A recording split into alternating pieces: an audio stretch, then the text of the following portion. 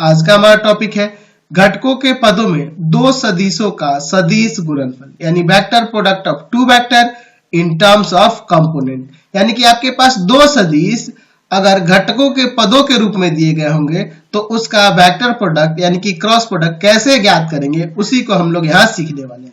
मैं यहाँ पे मान लेता हूं लेट वेक्टर ए बराबर दिया है x1 i cap plus y1 j cap plus z1 k cap, और वेक्टर बी बराबर दिया है आपके पास x2 i cap plus y2 j cap plus z2 k cap.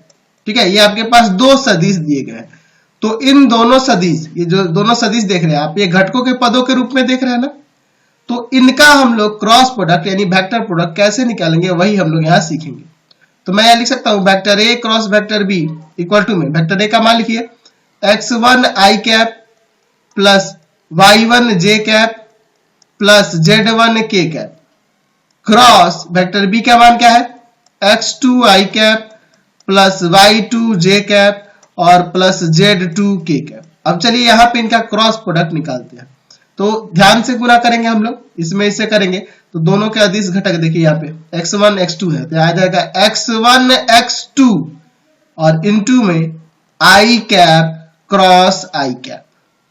समझ गए? उसी तरह से इसमें इससे करेंगे तो हो जाएगा x1 y2, ठीक है, और फिर आपका इनटू में आ जाएगा, क्या आ जाएगा आपका जी इनटू में, तो इनटू में इसको ब्रैकेट में नहीं भी लिखेंगे तो चलेगा। ठीक है, लिख देते हैं x1 y2 और फिर आपका हो जाएगा i क्रॉस j। समझे ना बात को? इसमें इससे हो गया, पर इसमें तीसरे वाले से करते हैं तो प्लस x1 z2 और फिर आपका आ जाएगा i क्रॉस k। ठीक है, चलिए अगला देखते हैं। इसके बाद आ जाएगा, अब दूसरे वाले से इन तीनों में करते हैं तो प्लस y1 x2 आ जाएगा j क्रॉस i। चलिए आगे देखते हैं, आपका आ जाएगा plus y1 y2 j cross j cap cross j cap. ठीक है, फिर plus y1 z2 j cross k, फिर प्लस अब ये तीसरे वाले में करेंगे इन तीनों से एक एक करके z1 x2 k cap cross i cap, फिर आपका पहले आ जाएगा plus z1 y2 k cap और j कैप, यहाँ j कैप आएगा, यही ना आएगा जी आपका।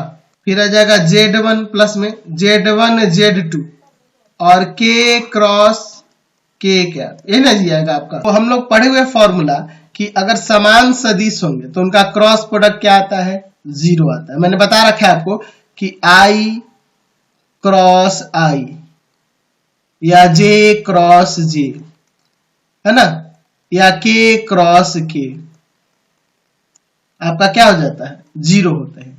और i कैप और j कैप में क्रॉस प्रोडक्ट निकालेंगे तो k आता है। पढ़े ना हम लोग, j और k का क्रॉस प्रोडक्ट i हो जाता है, k और i का क्रॉस प्रोडक्ट j हो जाता है। लेकिन ये पलट के होंगे तो माइनस में आ जाते हैं, है ना। तो अब उन्हीं मानों का हम लोग यहाँ पे यूज करेंगे। अगर j क्रॉस i कैप होगा तो वह माइनस का k कैप हो जाएगा, अगर k क्रॉस j कैप होगा तो वो आपका माइनस का i कैप हो जाएगा, अगर आपका क्या हो जाएगा i cross k cap, i cap cross k cap. ठीक है, तो i और k होगा तो उसका माइनस का j कैप हो जाएगा। अब इनका ही यूज करके यहाँ पे सॉल्व करेंगे, i और i का क्रॉस प्रोडक्ट 0 हो जाएगा।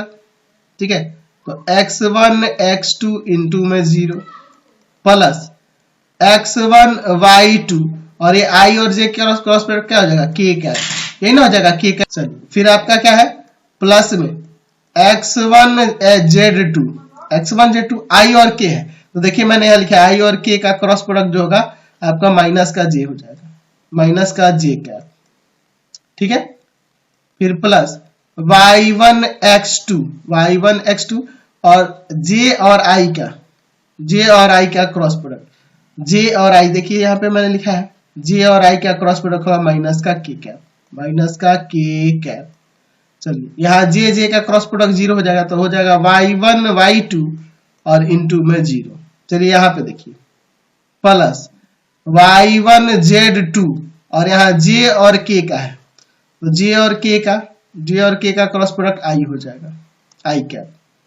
फिर आगे देखिए प्लस, ठीक है, j और k हो गया ना जी, ये वाला टर्म हो गया, ठीक है। अब इसका देखते हैं, तो हो जाएगा आपका z1 x2 और k और i का क्रॉस प्रोडक्ट, k और i का क्रॉस प्रोडक्ट हो जाएगा आपका j, ठीक है, कोई दिक्कत नहीं है यहाँ पर। चलिए आगे बढ़ते हैं इस पे, फिर प्लस z1 y2, तो यहाँ देखो k और j है, तो k और j का क्रॉस प्रोडक्ट जो होगा माइनस का i हो जाएगा, माइनस का i कैप, ठीक है। और फिर आपका है लास्ट में z1 z2, तो k और k का क्रॉस प्रोडक्ट आपका क्या हो जाएगा 0 हो जाएगा। तो ये जो 0 इंटू में हो रहे हैं सारे 0 हो जाएंगे, ये भी 0 हो जाएगा, ये तीनों 0 हो जाएंगे ना। अब देखिए इसके बाद मैं क्या करता हूं, यहाँ देखिए ये k कैप वाला है और यहाँ पे k कैप वाला है, उसी तरह से j कैप वाला ये है, j कैप वाला ये है, i कैप वाला ये है, i कैप वाला ये है, तो सबको एक साथ करते हैं, i वाला i वाले के साथ, j वाला j वाले के साथ और k वाला के साथ। तो i वाले में देखो इन दोनों में से अगर मैं i कैप कॉमन कर लेता हूं तो यहाँ बचेगा y1 z2 माइनस का आपका y2 z1 या z1 y2, ये लिख सकते हैं, ये ना होगा, और i कैप बाहर निकल। अब प्लस j कैप वाले में चलते हैं, j कैप वाला यहाँ पर है और यहाँ पर है, तो दोनों में से j कैप निकाल लेता हूं, तो यहाँ बचेगा z1 x2 और माइनस का वहां पे x1 z2 और फिर आपका j कैप प्लस। अब k कैप वाले में देखिए यहाँ है और यहाँ है, तो k कैप कॉमन करता हूं तो x1 y2 माइनस का यहाँ पर हो जाएगा आपका y1 x2 और ब्रैकेट बंद करके आपका k कैप आ जाएगा। तो अगर मैं इसको देखूं, अगर मैं इसको चाहूं तो डिटर्मिनेंट फॉर्म में भी इसे मैं लिख सकता हूं। क्यों ऐसा लिख सकता हूं, देखो कैसे आएगा, i cap j cap k cap. यहाँ पे लिख देता हूं मैं x1 y1 z1 x2 y2 z2। अब अगर मैं इसे सॉल्व करना चाहूं, देखो पहले रो के सापेक्ष इसका विस्तार करना चाहूं तो i लूंगा, ये ढकेगा ये चारों आएगा, तो देखो y1 z2 माइनस यहाँ पे देखो z1 y2 ये आ जाएगा। फिर अगला ये लूंगा तो ये माइनस का होता है, ये माइनस का होता है, तो माइनस का j लूंगा, यह ढकूंगा, ये चारों बचेंगे, तो आपका आ जाएगा x1 z2 माइनस का z1 x2 और बाहर क्या है माइनस का j कैप है। यही माइनस जब अंदर चला जाएगा तो यह वाला प्लस में आ जाएगा और यह वाला माइनस में आ जाएगा और फिर आपका j कैप बाहर प्लस में हो गया, समझ गए। फिर अगर देखिए k कैप वाला लेता हूं तो ये आपका चारों आएगा, क्रॉस मल्टीप्लाई करिए यही आ जाएगा ना। तो यहां से हमें ये पता चला कि अगर मान लीजिए आपके पास वेक्टर a बराबर में दिया हो x1 i cap plus y1 j cap plus z1 k cap और वेक्टर b बराबर में दिया हो x2 i cap plus y2 j cap और प्लस में z2 k कैप, ये दिया गया हो, तो हम सिंपली हम लोग vector a cross vector b बराबर में लिख सकते हैं। क्या कर देंगे, i cap j cap k cap, vector a cross vector b बराबर i cap j cap k cap, इस तरह डिटर्मिनेंट वैल्यू निकाल देंगे x1 y1 z1 और यहाँ ले लेंगे x2 y2 z2। यानी कि अगर दो सदिश इस तरह से दिए गए होंगे है ना, तो इनका अगर मुझे क्रॉस प्रोडक्ट निकालना होगा तो मैं ये डिटर्मिनेंट वाले फॉर्मूले के आधार पर रख के, आपको पता है ना डिटर्मिनेंट हम लोग पढ़े हुए हैं, इसका विस्तार कर दूंगा किसी रो या किसी कॉलम के सापेक्ष, तो मान जो आएगा वही इसका क्रॉस प्रोडक्ट हो जाएगा, समझ गए।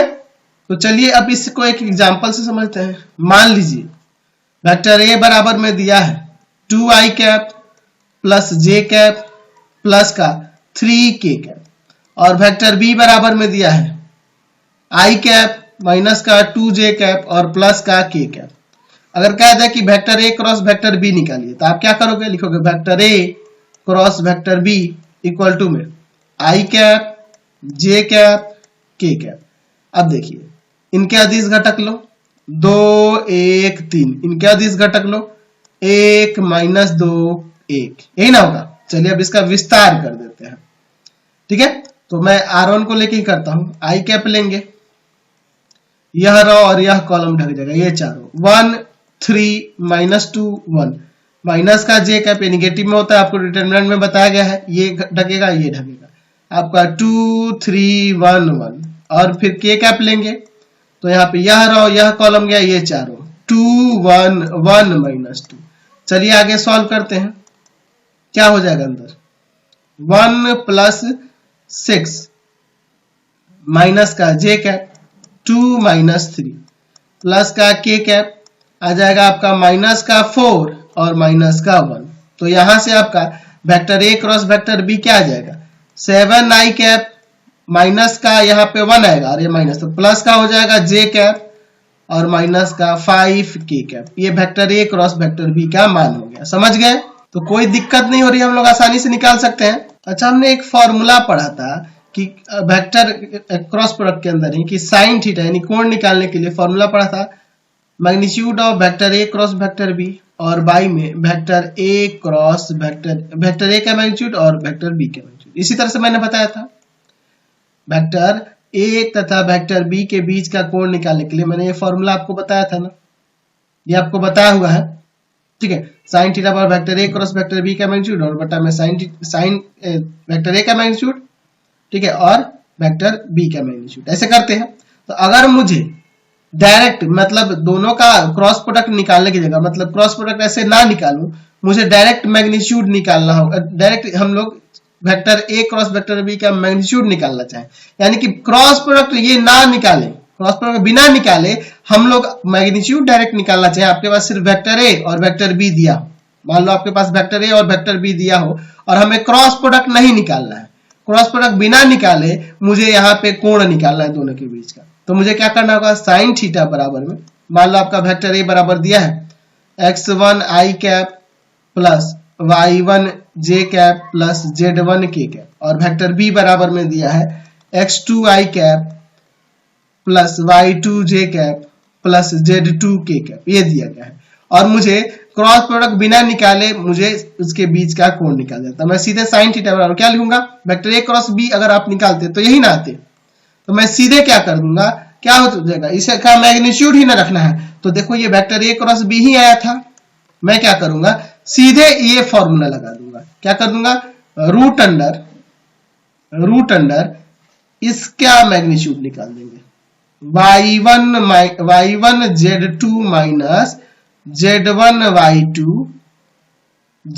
y2 का square plus z1 x2 minus x1 z2 का whole square plus root under में ही x1 y2 minus y1 x2 का होल स्क्वायर और बटा में दोनों का अलग अलग मैग्नीट्यूड, तो दोनों का अलग अलग मैग्नीट्यूड बटा में दे देंगे, यानी कि रूट अंडर हो जाएगा x1 का स्क्वायर प्लस y1 का स्क्वायर प्लस z1 का स्क्वायर, और दूसरे के लिए हो जाएगा रूट अंडर x2 का स्क्वायर y2 का स्क्वायर और प्लस में z2 का स्क्वायर। यानी कि अगर आपके पास दो सदिश दिए गए हों और उनका क्रॉस प्रोडक्ट बिना निकाले मुझे ये निकालना हो उनका कोण, उनके बीच का कोण, तो मैं सीधे ये फॉर्मूला यूज कर सकता हूं। तो यहाँ पे x1 y1 z1 इसमें जो देख रहे हैं वो पहले सदिश के अदिश घटक है और x2 y2 z2 जो देख रहे हैं दूसरे सदिश के अदिश घटक है, और मैं सीधे ये फॉर्मूला भी लगा सकता हूं उनके बीच का कोण ज्ञात करने के लिए।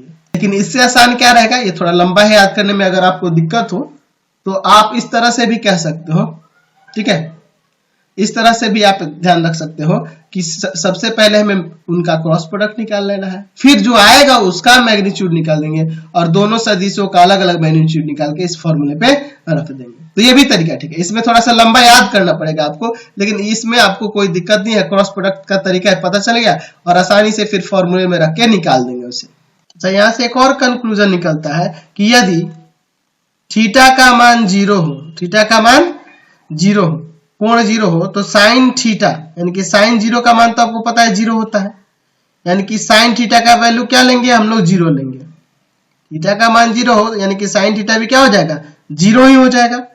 तब इस कंडीशन में हम लोग देख सकते हैं कि इसका मान भी क्या हो जाएगा, 0 के बराबर।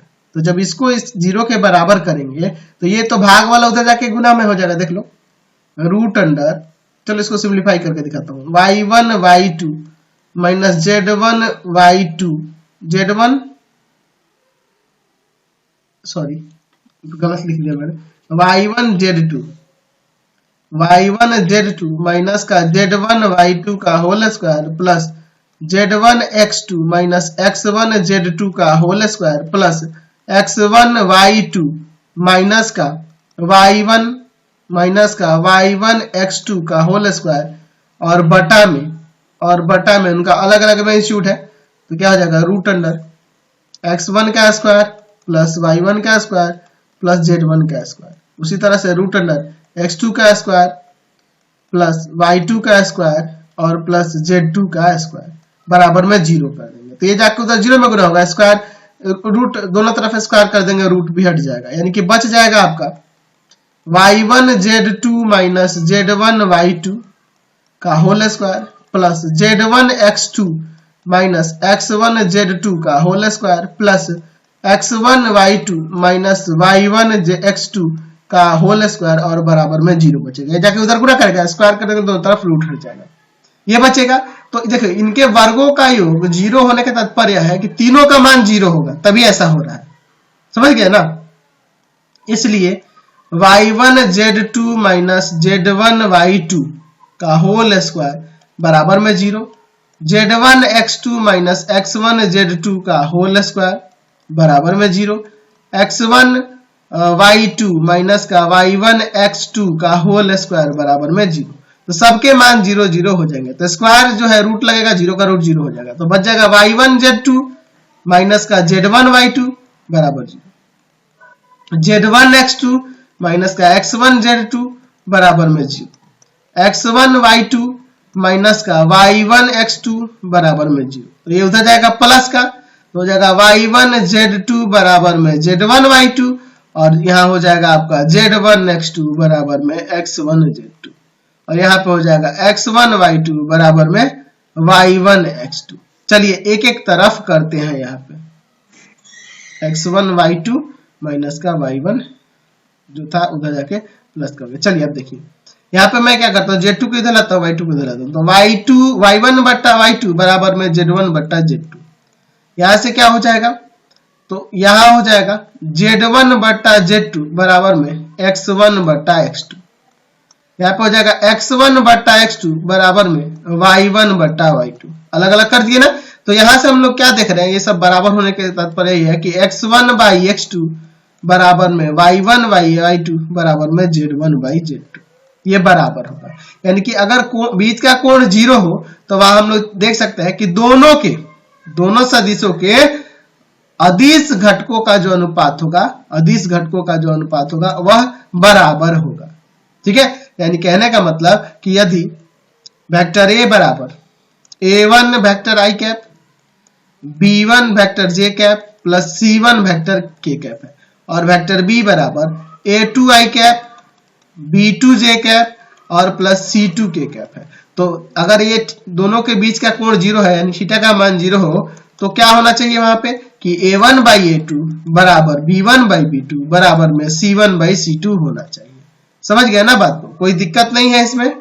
चलिए लास्ट टॉपिक है, इसके बाद हम लोग एक्सरसाइज में चलेंगे। त्रिभुज का क्षेत्रफल इसके शीर्षों के स्थिति सदिश के पदों में, यानी कि जब इसके शीर्षों के स्थिति सदिश, त्रिभुज के शीर्षों के स्थिति सदिश दिए गए होंगे तब हम लोग उसका एरिया कैसे निकालेंगे। Area of triangle in the terms of position vector of its vertex A B सी।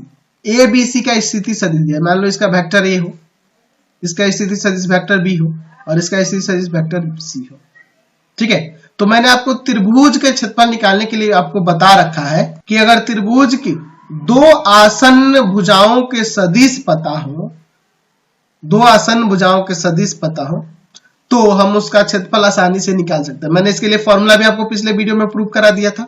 चलिए, तो लेकिन अब तीनों शीर्षों के स्थिति सदिश पोजीशन वेक्टर दिए होंगे तब उसका क्षेत्रफल कैसे निकालेंगे इसके बारे में बात कर लेते हैं। तो आपको पता है कि त्रिभुज का क्षेत्रफल के लिए फॉर्मूला क्या हो जाएगा, त्रिभुज 1/2 और त्रिभुज के दो आसन भुजाओं का परिमाप, सॉरी मैग्नीट्यूड, दो आसन भुजाओं के सदिश का सदिश के कार्तीय गुणन का मैग्नीट्यूड, यानी कि हम लोग लिख सकते हैं वेक्टर बी ए क्रॉस में वेक्टर बी सी।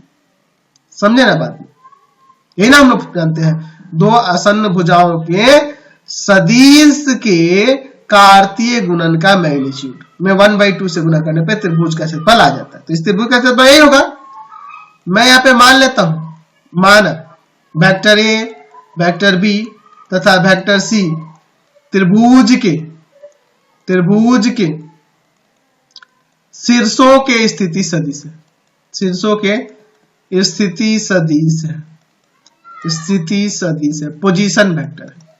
तो क्षेत्रफल के लिए फॉर्मूला जानते हैं, 1/2 बी ए कैसे निकलेगा, तो हम लोग क्या करेंगे बी ए निकालने के लिए, ए के पोजीशन वेक्टर में से बी का पोजीशन वेक्टर घटा देंगे क्रॉस, बीसी कैसे निकलेगा, सी के पोजीशन वेक्टर में से बी का पोजीशन वेक्टर घटा देंगे, ऐसे ही ना निकलेगा। चलिए अब यहाँ पे गुना करते हैं, इनका क्रॉस प्रोडक्ट निकालते हैं, 1/2 क्या होगा, vector A cross vector C minus vector A cross vector B minus vector B cross vector C, ठीक है, और फिर plus vector B cross vector B, यही ना हो जाएगा आपका। चलिए तो यहां आपको पता है कि B cross vector B cross vector B cross A क्या हो जाएगा आपका, 0 हो जाएगा, vector B cross vector B क्या हो जाएगा, 0 हो जाएगा।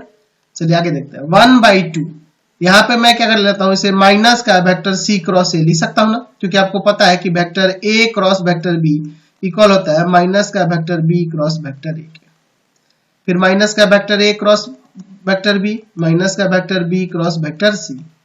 चलिए इसको सजा लेते हैं और माइनस कॉमन कर लेते हैं, तो माइनस कॉमन करने से कुछ नहीं फर्क पड़ेगा, मैग्नीट्यूड निकालना तो पॉजिटिव हो जाएगा, ठीक है। तो आ जाएगा vector A cross vector B plus में vector B cross vector C और प्लस में वेक्टर सी क्रॉस वेक्टर ए।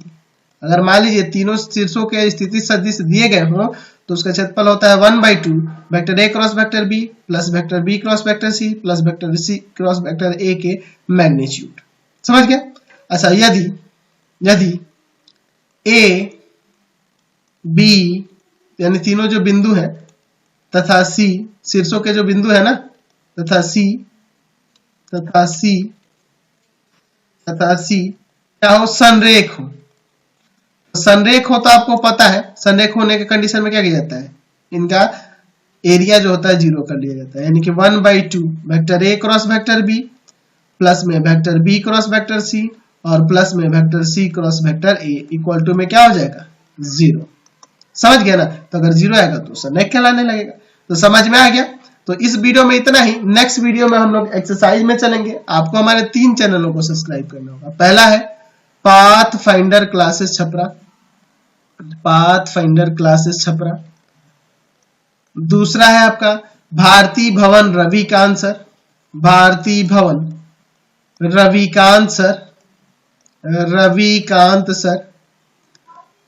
और तीसरा चैनल है रविकांत सर के नाम से। तीनों चैनल को सब्सक्राइब करेंगे। इससे रिलेटेड वीडियो के लिए सीधे डिस्क्रिप्शन में जाएंगे और इससे संबंधित नोट्स के लिए गूगल पे जाकर सर्च करेंगे www.ravikantsir.in और यहां जाकर आप सभी क्लासेस के नोट्स को और उनके पीडीएफ को डाउनलोड कर सकते हैं और पढ़ भी सकते हैं।